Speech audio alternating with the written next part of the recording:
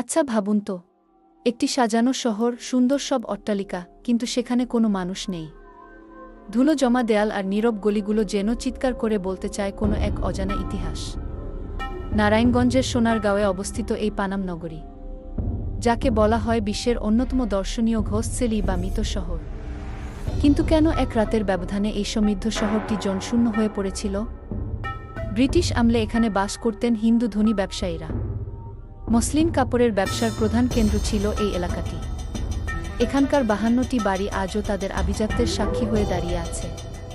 কথিত আছে সাম্প্রদায়িক দাঙ্গা আর 1947 এর দেশভাগের সময় এখানকার মানুষেরা ঘরবাড়ি ছেড়ে পালাতে বাধ্য হয়।